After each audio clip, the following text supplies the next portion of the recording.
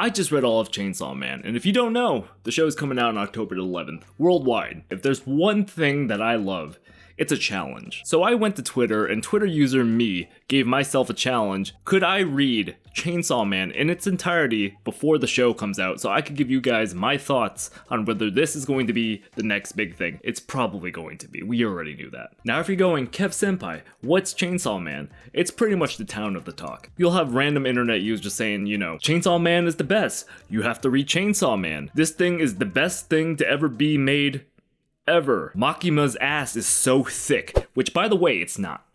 It really isn't. You're just horny. So pretty much Chainsaw Man is coming right around the corner. It's coming in literally 2 days. I told you I like a challenge. And if you don't know or don't follow any of my business, I've kind of fallen out of watching anime. I just haven't watched the biggest shows of the last years. It just feels monotonous to watch anime, so lately I've been just reading a lot of manga, and that's kind of been giving me my fix for anime type things, but Chainsaw Man is a little bit different. And pretty much I know all you guys clicked the video to see, did he like it? Did he hate it? Little secret, I fucking love Chainsaw Man. So let me take you back through time. So pretty much the year is 2019. I have just read a little manga, and I don't know if I recommend this, because I feel like I'm a sick fuck for liking it. If you've heard of the manga DeadTube, that's all you need to know. If you know, you know. And pretty much I got off of that, and I wanted to read something a little bit kind of dark in tone in nature, and just violent and gory and just sexual everything in it. So pretty much I went to an anime group I was in at the time, and I asked, hey guys, what's the most fucked up manga you could give me? And pretty much I was given 2 choices. They gave me Fire Punch, and they gave me Chainsaw Man. I went with Fire Punch, and boy did I have a good time with that. Now years later down the line, I do a little bit of research, and I had no idea this was by Tatsuki Fujimoto, and if you don't know Tatsuki Fujimoto, guess what? He wrote Fire Punch. I felt like I wasted like years on holding out on Chainsaw Man, because I heard about Chainsaw Man from the manga readers, and I just didn't want to believe that Chainsaw Man was that good. Funnily enough, Tatsuki Fujimoto, one of my favorite writers because of Fire Punch, it made sense that I would like Chainsaw Man, and I'm a complete idiot for not looking further into it and seeing that it was the same goddamn artist. And pretty much I do want to give a shout out to Tatsuki Fujimoto because he is just a goddamn genius. He just has a way of writing and drawing. Tatsuki Fujimoto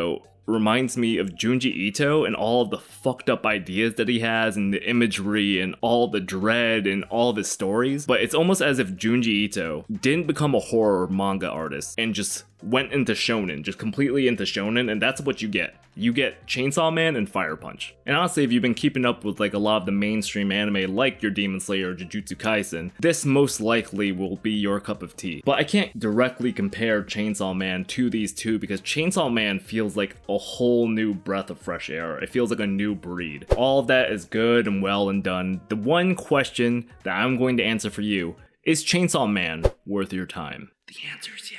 So the one thing that surprised me is that the setting kind of takes place in this alternate timeline of like 90s Japan. The story follows Denji, a high schooler who's trying to pay off the debts of the Yakuza that his dad has laid now that he has killed himself. And pretty much in a nutshell, Denji is living like shit. He is eating shit, getting beaten around, giving up his body parts to literally pay off debts. Pretty much he is living probably the worst life possible. And pretty much one event leads to another and he forms a contract with the devil and becomes the titular character, Chainsaw Man. So essentially the world is made of devils, and the devils are formed by the fears of humans, and pretty much humans can make contract with said devils and use their powers, almost like kind of reminds me of Persona a little bit. So they form a contract with them, and usually the human has to pay a price, and it could be pretty much anything. It could be, I could chop your finger off, I can read all of Chainsaw Man 2 days before the anime comes out, and I make a show. And essentially there are devil hunters, and devil hunters hunt devils in order to use their powers. And realistically, this is where you get all of the action set pieces, where all the fights are going to be between these devil hunters and devils and people making contracts with devils, and this is where all the shenanigans essentially happen within Chainsaw Man. Now, the one thing I want to commend the story for is its tone and its mood.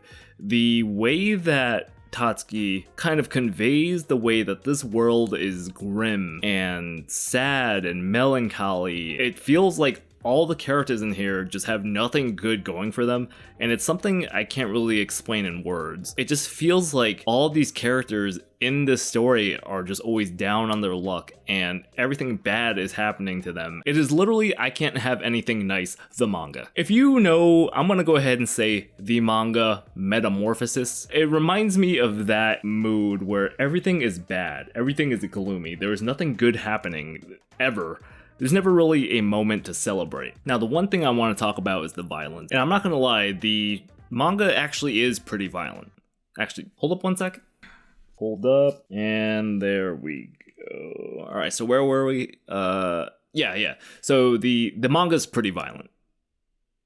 But in all seriousness, if you're like a seasoned manga reader, I think there's not really anything at this point that could phase you if you really read into like the more like doujin and indie stuff. I am not gonna lie, the way that this manga portrays violence, it's Tatsuki Fujimoto. If you read Fire Punch, you just know what to expect. The violence that they show, they're not afraid to show it. There's nothing really left to the imagination, and everything that you see or you know what type of damage you're expecting, it's going to be shown right there in the forefront. And honestly, I commend it for it because, in my opinion, I think that the violence really helps out the themes of what the story is trying to tell, that this is a really messed up world and that people are raw and they don't care about your feelings, and sometimes you have to fight dirty and play dirty. The one thing I really liked about this story is actually the characters were just invigorating to me. For the sake of keeping things short and so that you can figure stuff out on your own, I'm going to talk about the characters Denji, Power, and Makima. Now, I've already talked a little bit about Denji and what he stands for. The one thing that is super unique about this character is that he does not feel like your basic shonen protagonist. He's kind of almost like an anti-hero. He kind of plays dirty, and because he was raised practically by Yakuza and the conditions that I talked about before, he isn't afraid to get dirty and fight dirty, and that's the one thing that feels super cool about him. Like, this man,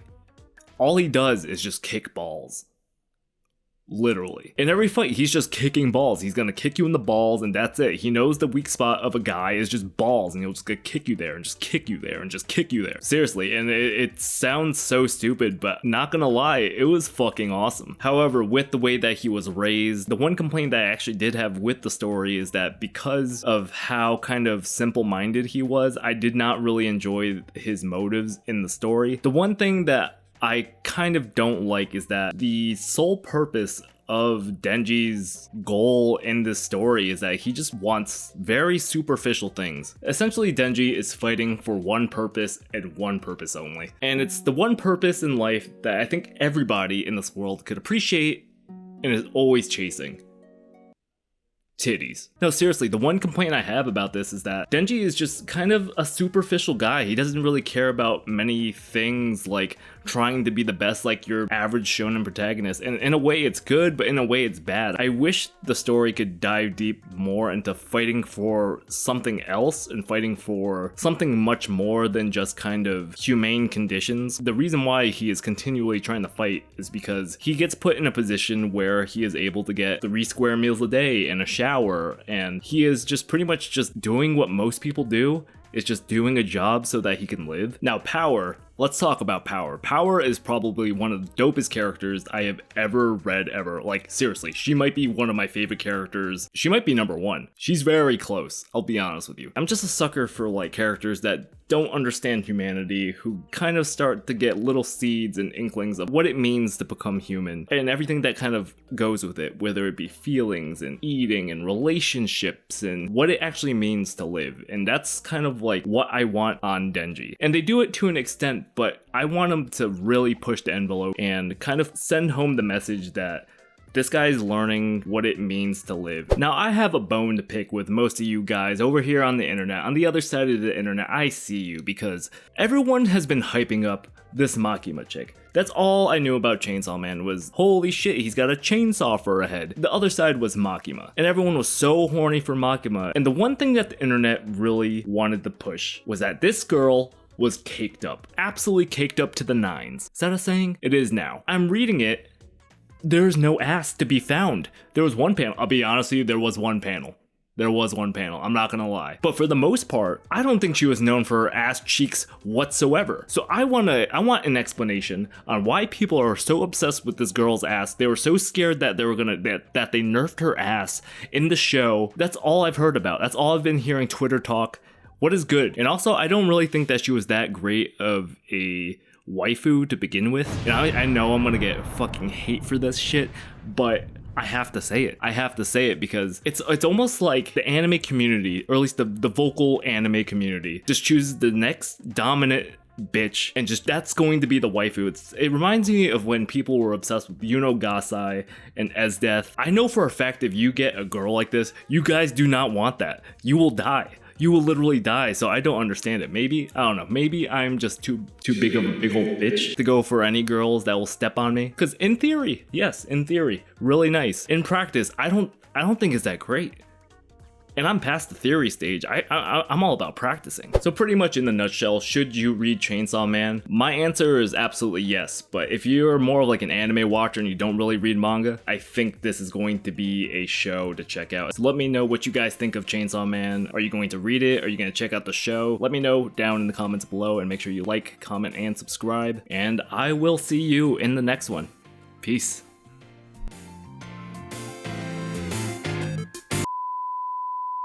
Listen, I don't understand what you guys even see in Makima and why the internet just hyped her up so much, and I know I'm gonna get hate for this, but it's like you guys just take a dom bitch and all of a sudden it's like she's #1 waifu. Like what happened to Mara and Kitagawa or something like that? And by the way, she wasn't even caked up.